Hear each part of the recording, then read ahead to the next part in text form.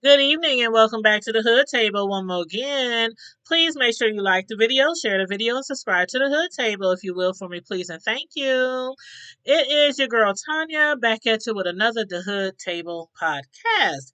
And of course, we are still covering the R. Kelly trial and doing our own commentary, giving our own opinions on everything that we are learning throughout the trial.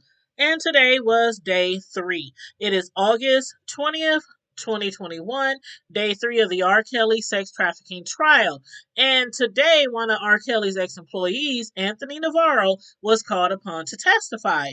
Now, Navarro was asked to describe how it was working for the star in his home and in his recording studio because Navarro was around most of the time when females were constantly coming and going to and fro, from R. Kelly's mansion and his studio.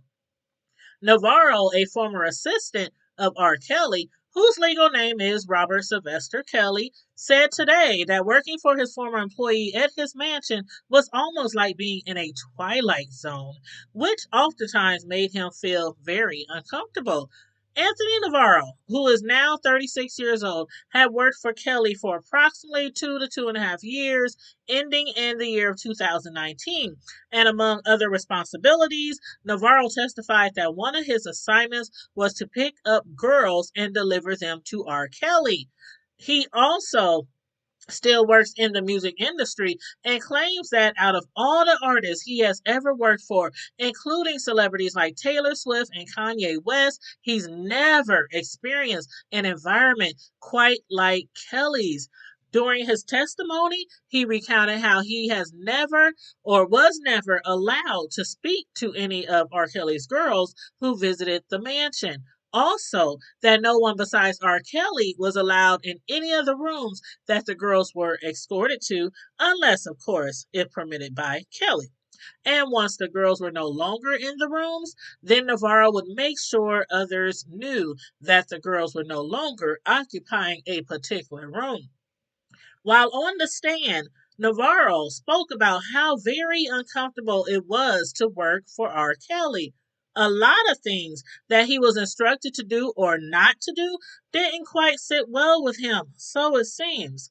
He claims that everyone, not just the girls, but everyone had to have permission to do anything in the house. Even if you were there for business and was invited to the mansion, you couldn't even leave the house or order something to eat without Kelly's permission. But then he goes on to say that the music and production part of working with the artist was all good. And so was the pay, I'm quite sure. I'm just saying. The pay had to be very good. Wouldn't you agree? For like R. Kelly's entire staff to say or do absolutely nothing about any of the allegations being said about the singer over the years, the pay must have been handsomely nice, especially if, like Navarro said, working for R. Kelly was like being in the twilight zone.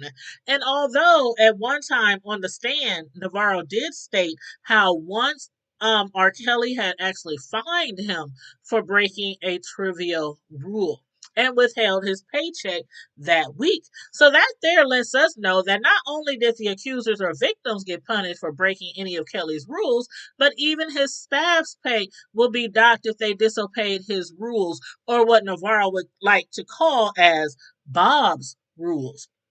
Navarro also testified about seeing cameras set up on tripods inside Kelly's bedroom and how he had to get Kelly's permission to even give the girls food when they were hungry or take them anywhere when they wanted to go anywhere. He said none of the girls he drove around appeared to be underage. And why do I find that hard to believe? I find that actually unbelievable.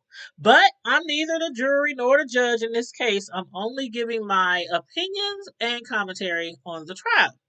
He also told the jury he often picked up Kelly's herpes medication, an STD many of the women have come forward claiming that Kelly had unbeknownst given them without their knowledge.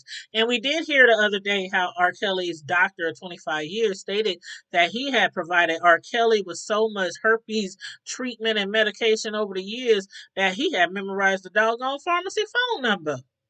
So all those allegations, all those rumors that's been swirling around for years about R. Kelly having herpes and giving it to people without their knowledge is actually true. Very true.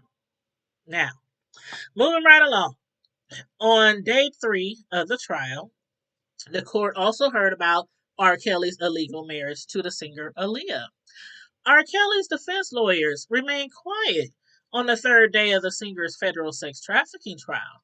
Today, former assistant Anthony Navarro, who testified that, it was like being in a twilight zone at that house in the mansion in the studio, they had a lot of, questions for him and, asking him about, what he experienced, what he saw, what he didn't see. But when it came to them talking about Aaliyah, they was hush. They was hush. But can we be surprised? Should we be shocked?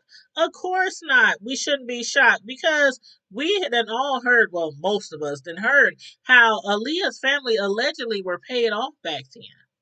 So I'm not surprised that his attorneys had nothing to say when it came to Miss Beautiful Aaliyah because of the years of rumors regarding R. Kelly paying off her parents and an NDA agreement.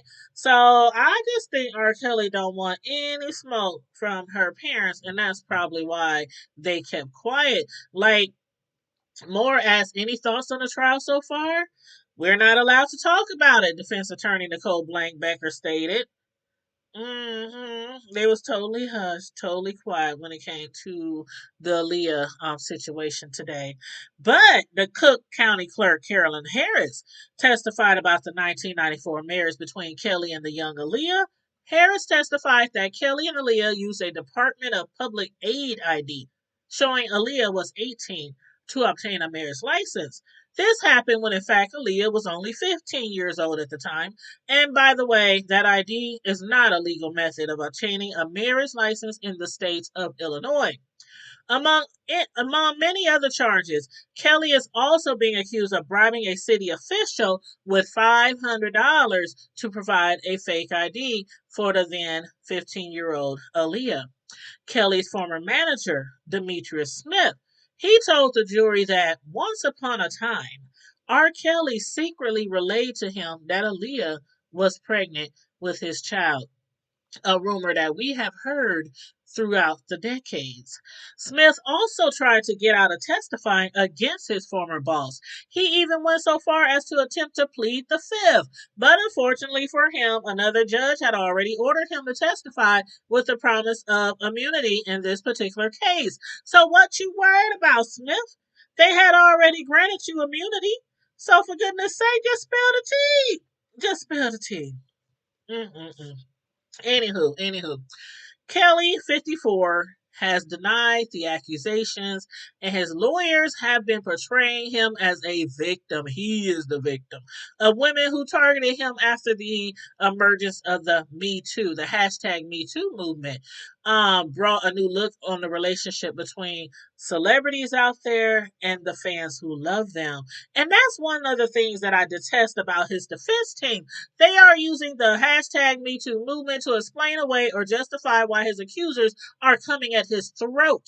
Those women whose stories received worldwide exposure on the Lifetime documentary Surviving R. Kelly and many others before the movement spoke up years ago. But how was that handled?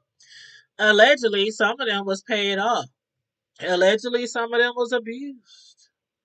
Allegedly, some of them was forced to have abortions. hmm even the as far as when it comes to Aaliyah, her being married to him, that was basically to keep her quiet, to silence her. So you know how it goes, a wife can't speak up against the husband when it comes to court and things like that. That was one of the main reasons why he married her, not because of the fact that she was allegedly pregnant, because obviously she wasn't pregnant for that much longer, right? There was never a baby, allegedly. Allegedly.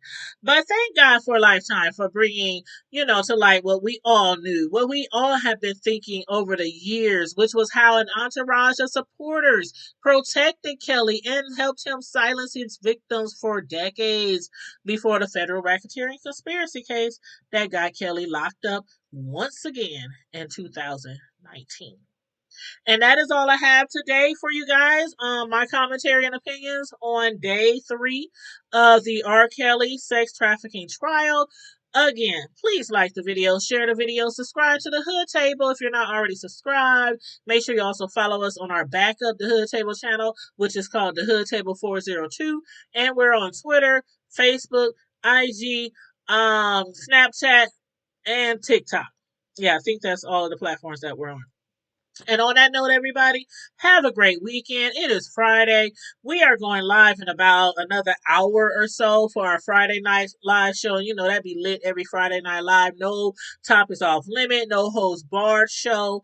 9 p.m. Central Time every Friday. So I will be back in a little bit, but in the meantime, in the between time, stay safe, be blessed, remain vigilant at all times, and always, always, always remember to keep it hood. Bye.